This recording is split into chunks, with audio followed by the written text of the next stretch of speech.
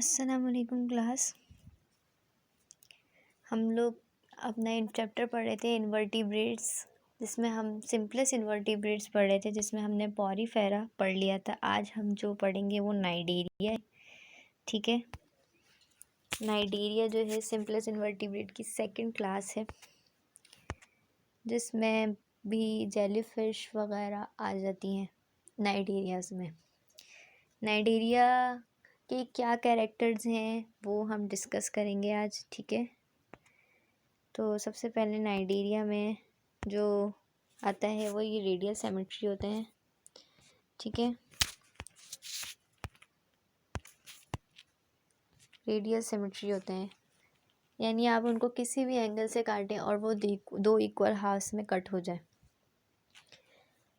इसे कहते हैं रेडियल सिमेट्री। इनकी जो है, जैसे मैंने आपको जेलीफिश की एग्जांपल बताई थी, जेलीफिश कराते हुए मैंने दिखाया था कि उसको किसी भी एंगल से काटें, इधर जिससे भी टेढ़ा आड़ा टेढ़ा जिससे भी काटें, वो दो इक्वल हाफ्स में आराम से कट हो रहा था। ठीक है, इसको रेडियल सिमेट्री कहा जाता है। इनके पास एक सॉफ्ट बॉडी एनिमल होते हैं और इनके पास एक ख़ास स्ट्रक्चर होता है जिन्हें टेंटिकल्स कहा जाता है, यानी कुछ लंबे लंबे स्ट्रक्चर्स इनकी बॉडी से निकल रहे होते हैं जो प्रे को कैप्चर करने के लिए यूज़ करते हैं। ये कोई भी शिकार आता है वो इसको पकड़ लेते हैं, जकड़ लेते हैं उन चीज़ को, और फिर इसको माउथ, इनके पास जो माउथ होता है उसमें उस प्रे को अंदर इंटर करवा देते हैं। लाइक फॉर एग्जांपल जेलीफिश थी, ऐसे इसके पास, ये जेलीफिश के पास ये टेंटिकल्स निकले होते हैं ऐसे। कोई भी प्रे यहाँ से आता है वो इन टेंटिकल्स के थ्रू कैप्चर हो जाता है, और ये टेंटिकल्स इसको अब फिर बाहर नहीं आने देते, और ये फिर ये माउथ से अंदर पहुँच जाता है। ठीक है, टेंटिकल्स ऐसे अपने आप को इसको घेर लेते हैं, इस जो प्रे है इसको घेर के अंदर पहुंचा देते हैं माउथ के अंदर। ठीक है, टेंटिकल्स की मदद से इनको अपने जो प्रे को है, मतलब ये समझ ले कि जैसे आपका हाथ है, हाथ से आप किसी भी चीज़ को पकड़ लेते हैं, उनको जकड़ लेते हैं। कोई भी चीज़ आपको किसी को भी पकड़ना हो, आप दोनों हाथ को फैला के उसको पकड़ लेते हैं। ठीक है, इसी तरीके से इनके पास टेंटिकल्स होते हैं, टेंटिकल्स को ये फैला के फिर जब प्रे अंदर आ जाता है तो वो फिर सारे टेंटिकल्स को एक साथ ले आते हैं और उसको जकड़ लेते हैं प्रे को, और फिर उसको बाहर नहीं जाने देते हैं, और फिर माउथ में ट्रांसफ़र कर देते हैं उस प्रे को। फिर वो माउथ के अंदर जाके फिर अंदर जाके हज़म हो जाता, वो शिकार जो है उनका वो हज़म हो जाता है। ठीक है, by the help of tentacles they capture there pray. Okay, इनके पास कोई ख़ास हमारी तरह डाइजेस्टिव सिस्टम नहीं होता, क्योंकि ये सिर्फ इन्वर्टिब्रेट्स हैं। इन्वर्टिब्रेट्स के पास कुछ खास डाइजेस्ट सिस्टम नहीं होता। हमारे पास जैसे होता है, हमारे पास एक ट्यूब आती है जिसे ओसोफेगस बोलते हैं, फिर स्टमक आता है, स्टमक से फिर इंटेस्टाइन्स आती हैं, ऐसे इंटेस्टाइन्स आती हैं। लेकिन इनके पास क्या होता है, कुछ नहीं होता, सीधा सीधा एक इनके पास मुंह, एक माउथ होता है। माउथ के बाद इनके पास एक कैविटी आती है, माउथ होता है, एक कैविटी आती है, बड़ी सी कैविटी, जिससे ही इसको गैस्ट्रोवास्कुलर कैविटी कहा जाता है। यानी अब कोई ख़ास इनके पास ये गैस्ट्रोवास्कुलर कैविटी, इनके पास कोई ख़ास डाइजेस्ट सिस्टम नहीं होता, बस एक कैविटी होती है जिसमें आके खाना हज़म हो जाता है। जैसे ही खाना माउथ से एंटर होता है एक कैविटी में आके गिर जाता है, जिससे गैस्ट्रोवास्कुलर कैविटी। फिर गैस्ट्रोवास्कुलर कैविटी क्या करती है, उस खाने को, उस प्रे को डिफरेंट तरीके से उसको हज़म करके फिर जो भी कुछ इनको बाहर, जो कुछ भी नहीं चाहिए होता है वो एक्सक्रीट आउट हो जाता है। ठीक है, हज़म होके इसी माउथ से एक्सक्रीट आउट हो जाता है। अच्छा, इनके पास न्यूट्रिशन क्या होते हैं, कार्निवोर्स होते हैं, जैसे मैंने बताया। ये कैप्रे जो भी समंदर में ज़्यादातर एक्वेटिक होते हैं, ये जितने भी समंदर में छोटे मोटे जानवर जो इनसे छोटे होते हैं, छोटी छोटी मछलियाँ हो गई या फिर कुछ और हो गया, तो उसको कैप्चर करके उसको ये हज़म कर लेते हैं। ठीक है, और अपने लिए, अपनी एनर्जी के लिए उनको खाते हैं, अपने से छोटे जानवर को।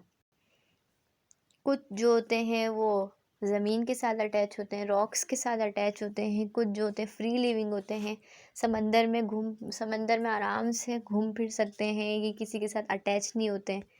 एक जेलीफिश हो गई, जेलीफिश कहीं भी जा सकती है समंदर में। और दूसरे जो इनकी जो बहुत फेमस एग्जाम्पल है वो सी एनीमोन है। सी एनीमोन जो है एक नाइजीरिया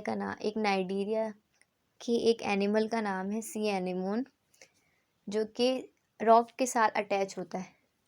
ठीक है, कुछ फ्री लिविंग होते हैं, कुछ रॉक के साथ अटैच होते हैं। जो फ्री लिविंग होते हैं उनको मेड्यूसा कहा जाता है। ये मेड्यूसा लिखा हुआ है, मेड्यूसा, MEDUSA, मेड्यूसा। और जो जो क्या होते हैं, जो ज़मीन के साथ अटैच होते हैं, उन्हें पॉलिप्स कहा जाता है। ठीक है, पॉलिप्स जो है एसेक्सुअली रिप्रोड्यूस करते हैं, अपने मज़ीद जो जनरेशन को आगे बढ़ाते हैं वो एसेक्सुअली करते हैं। एसेक्सुअली क्या मतलब है, सिर्फ एक पेरेंट चाहिए, उनको कोई दूसरे पार्टनर की ज़रूरत नहीं होती है कि वो अपनी जनरेशन आगे बढ़ाने के लिए किसी और पार्टनर का सहारा ले, बल्कि एक ही पेरेंट जो है, बड इनकी बॉडी होती है, बडिंग, उससे ही एक छोटी सी ग्रोथ निकलती है। ये छोटी सी ग्रोथ बाद में यहाँ से निकल जाती है, और फिर ये बर्ड जो आगे बढ़ के एक और एनिमल बड़ा बना लेती। इसको कहते हैं जनरेशन आगे बढ़ाना, यानी ये कह लें अपने इन्होंने चाइल्ड प्रोड्यूस करा है ना।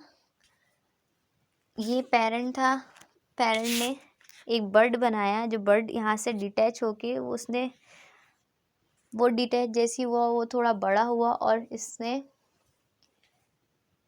ये बड़ा होके ये अलग अपनी ज़िंदगी गुजारेगा, इससे अलग, पेरेंट की ज़रूरत नहीं है, अब ये अलग ज़िंदगी गुजारेगा, यानी इसने अपनी जनरेशन को आगे बढ़ाया। फिर ये यहाँ से बर्ड निकालेगा, फिर ये बर्ड यहाँ से डिटैच होगी, और फिर ये वाली बर्ड जो है अपनी अलग ज़िंदगी गुजारेंगे। इस तरीके से जनरेशन आगे बढ़ती जाएगी बाय बर्डिंग। एक ही एनिमल है, वो बर्ड निकालता है अपनी बॉडी से। बर्ड मतलब एक गोल सा स्ट्रक्चर अपनी बॉडी से निकालते जाते हैं, जो अपनी ज़िंदगी खुद इंडिविजुअली गुजारते हैं। इस तरीके से वो अपनी जनरेशन को आगे बढ़ाते हैं। पॉलिप्स, ठीक है, पॉलिप्स कैसे होते हैं। और जो जेलीफिश वगैरह होती हैं, उनको 2 पार्टनर्स की नीड होती है, मतलब 2 जेलीफिश आपस में मिलेंगे तो वो आगे जाके अपनी दूसरे जनरेशन को आगे बढ़ाएंगे, यानी 2 पेरेंट्स की इन्वॉल्वमेंट चाहिए होती है टू रिप्रोड्यूस करने के लिए, अपनी जनरेशन को आगे बढ़ाने के लिए। इसको कहा था सेक्चुअली रिप्रोड्यूस करना, रिप्रोड्यूस सेक्चुअली। ठीक है, 2 पेरेंट्स की इन्वॉल्वमेंट चाहिए होती है, मेल एंड फीमेल। मेल और फीमेल पेरेंट्स आपस में मिलेंगे तो वो रिप्रोड्यूस करेंगे सेक्चुअली, अपनी जनरेशन को सेक्चुअली आगे बढ़ाएंगे। इसको सेक्चुअल रिप्रोडक्शन कहा जाता है। ठीक है जी, रिप्रोडक्शन मतलब अपनी जनरेशन को आगे बढ़ाना, अपने चाइल्ड्स जो है, अपने ऑफ स्प्रिंग्स प्रोड्यूस करना। ऑफ स्प्रिंग मतलब ये कह लें कि अपने बच्चे प्रोड्यूस करना। ठीक है, इसको रिप्रोडक्शन का प्रोसेस कहा जाता है। अच्छा, पॉलिप्स में आ जाते हैं सी एनेमोन वगैरह। ये सी एनेमोन जो है इस तरीके का होता है, ये देखें, ये ज़मीन के साथ अटैच है, ये ज़मीन के साथ अटैच हुए हैं। इनके टेंटिकल जो हैं वो ऊपर की तरफ होते हैं, ये टेंटिकल्स निकले हुए सारे। जैसे ही कोई कैप्रे आता है, इसमें कैप्चर होता है, और ये माउथ है बड़ा सा, ये इसके अंदर फिर इनकी बॉडी में चले जाता है। ये टेंटिकल्स है, ये टेंटिकल्स। कोई भी कैप्रे आया यहाँ पे, ये टेंटिकल्स इसको फिर यहाँ से बिल्कुल पकड़ लेते हैं, टाइट करके पकड़ के उसको माउथ में एंटर करा देते हैं, और माउथ से ये फिर इनकी बॉडी में एंटर होता है और फिर वो डाइजेस्ट हो जाता है। ठीक है। टेंटिकल्स जो ऊपर की तरफ होते हैं पॉलिप्स के।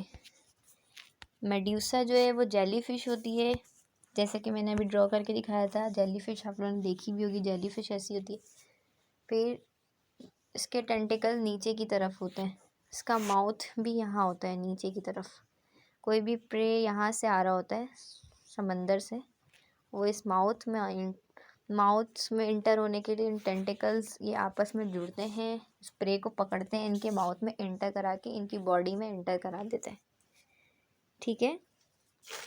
माउथ भी नीचे की तरफ होता है और टेंटिकल्स भी नीचे की तरफ होता है। इसको मेड्यूसा कहते हैं। मेड्यूसा स्टेज में है ये जेलीफिश। इसको कहेंगे कि ये जेलीफिश मेड्यूसा स्टेज में, क्योंकि इनके टेंटिकल्स नीचे और इनके पास माउथ भी नीचे है। कुछ ऐसे जानवर भी होते हैं नाइजीरिया में जो पॉलिप और मेड्यूसा दोनों होते हैं। ठीक है। ये होता है पॉलिप एंड मेड्यूसा। रिप्रोडक्शन हो गया, न्यूट्रिशन वगैरह हो गया। ठीक है। आज यानी हमने नाइजीरिया को कवर कर लिया है। सिंपलेस्ट इन्वर्टिब्रेट्स में पॉरीफेरा एंड नाइजीरिया आते हैं, ये आप लोगों ने ज़रूर याद रखना है। सिंपलेस्ट इन्वर्टिब्रेट्स में पॉरीफेरा एंड नाइजीरिया आते हैं। ठीक है। ओके, अल्लाह हाफिज़।